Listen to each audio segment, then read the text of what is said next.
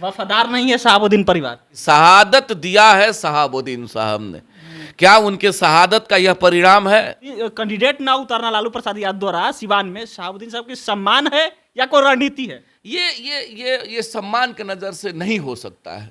अब आप कैंडिडेट दीजिए नहीं दीजिए, आप सहानुभूति रखिए, मरहम लगाइए, आपका मामला है। उन्होंने निर्णय कर चुका, वो भी उनकी धर्मपत्नी है जो एक सिद्धांत के रूप में स्थापित है, जिनका जान जाना कबूल जुबान नहीं जा सकता था, उन्हीं की धर्मपत्नी है। और आरजेडी खाते में 23 सीट है, लेकिन लिस्ट जब जारी हुई तो 22 सीटों पर जारी हुई, एक सीट पर नहीं हुई, वो है सिवान।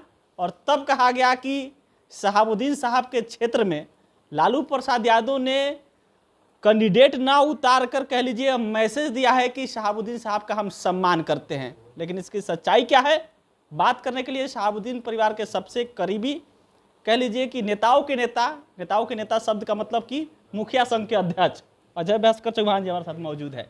और भास्कर जी, पहला सवाल यहीं से कि 22 सीट पर लालू यादव ने कैंडिडेट उतारा, सिवान छोड़ दिया, कहा गया कि दो एंगल इसका बना है। एक लोग जो समर्थक है आपके साहब के, वो कह रहे हैं कि ये शहाबुद्दीन साहब के किला में लालू यादव कैसे कैंडिडेट उतार देंगे, कोई कैंडिडेटे नहीं मिल रहा उनको। सबसे पहले तो ये धरती देश रत्न डॉक्टर राजेंद्र प्रसाद और मौलाना मजलूक साहब की धरती है, और यहाँ के सभी लोग बहुत चालाक लोग हैं और एक एक चीज़ों को बड़ी करीबी से लोग जज करते हैं। कौन क्या कर रहा है, कौन कौन सा हथकंडा अपनाएगा, यहाँ के मालिक बहुत चालाक है, तो सभी चीज़ों को बहुत नज़दीकी से लोग देख रहे हैं। पार्टी का क्या परेशानी है, पार्टी क्यों कैंडिडेट नहीं दे रहा है, क्या हो रहा है, ये सब उनका मामला है। हम लोग और हमारी नेत्री आदरणीय हैना साहब ने कहा है कि सिवान मेरा परिवार है और सभी रंग वाले लोग हमारे हैं। उसमें भी आप ही मीडिया के साथियों ने जब सवाल किया, सवाल कहाँ से आ जाता, पहले उन चीज़ों पे आपका ध्यान आकृष्ट करवाएंगे। सवाल आ गया कि बड़े आदर के साथ पूर्व उप मुख्यमंत्री और अभी बिहार के ये कह लीजिए कि एक फेस के रूप में तेजस्वी यादव जी आए हुए थे।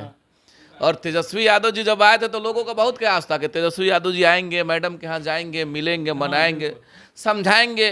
चूंकि अभी पार्टी के शीर्ष हेड के रूप में वो हैं, लालू जी के बाद उन्हीं के पास सब कुछ है, तो लोगों ने कहा कि परिवार के सदस्य के रूप में हैना साहब हैं, राष्ट्रीय जनता दल परिवार के सदस्य के रूप में हैना साहब हैं, दुराव और टकराहट हो जाती है एक परिवार में, तो आप तेजस्वी यादव आएंगे, मनाएंगे और सब चीज़ ठीक हो जाएगा।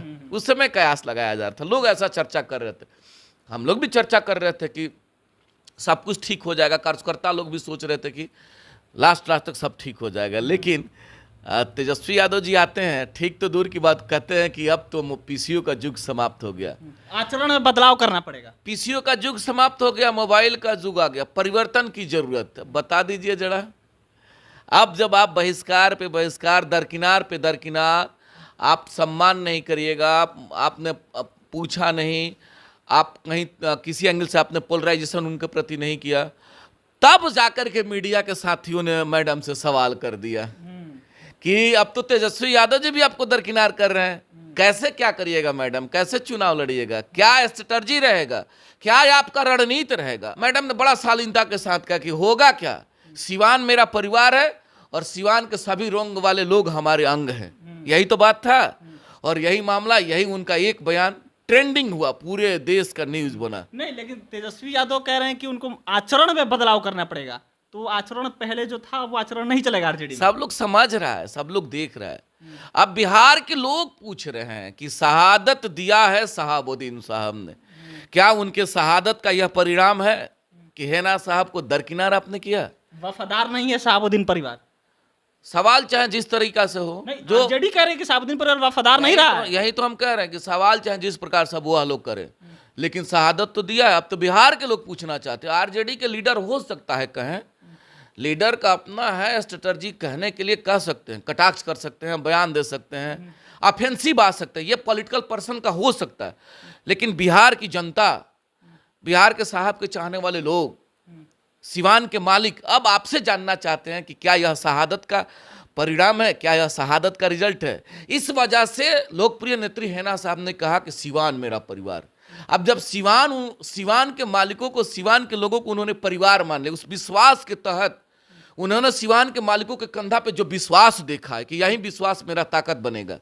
अब आप कैंडिडेट दीजिए नहीं दीजिए, आप सहानुभूति रखिए, मरहम लगाइए, आपका मामला है। उन्होंने निर्णय कर चुका, वो भी उनकी धर्मपत्नी है जो एक सिद्धांत के रूप में स्थापित है, जिनका जान जाना कबूल जुबान नहीं जा सकता था, उन्हीं की धर्मपत्नी है। और वो भी कह रही हैं कि हम साहब की ही धर्मपत्नी है, साहब का जो सिद्धांत है उसी सिद्धांत पर हम चलने वाली उनकी धर्मपत्नी है। तो अगर हमने जुबान दे दिया, हमने कह दिया कि सिवान मेरा परिवार, तो दुनिया का कोई ताकत आ जाए, बदलने का कोई मतलब नहीं, ना वापसी है ना बदलने का कोई मतलब है। तो फिर अब राष्ट्रीय जनता दल के शीर्ष के लोग, राष्ट्रीय जनता दल के वरिष्ठ नेता, अब चाहे जो बयान दें, जो कहें, अब चाहे जैसा मरहम लगा ले, ये उनका मामला है, उसमें हम लोग कहीं कुछ नहीं कर सकते हैं। उनके उनके उनके पार्टी का मामला है, उनका व्यक्तिगत, उनका दलगत मामला है। हम लोग कौन है कहने वाले? हम लोग जो देख रहे हैं वही बात आपके समक्ष कह रहे हैं। शहाबुद्दीन कैंडिडेट ना उतारना लालू प्रसाद यादव द्वारा सिवान में शहाबुद्दीन साहब की सम्मान है या कोई रणनीति है? ये सम्मान के नज़र से नहीं हो सकता है। सम्मान का तो वक्त निकल गया। सम्मान करने की अगर यही लालसा और ललक थी तो आप पहले सम्मान किए और तो लोग कहता। अब ये सम्मान का वक्त है जहाँ कोड ऑफ कंडक्ट लागू है, आदर्श आचार संहिता लागू है, सब लोग जनता, जो जनता मालिक है, उस मालिकों के बीच में सब लोग पहुंच चुके हैं उस दरबार में।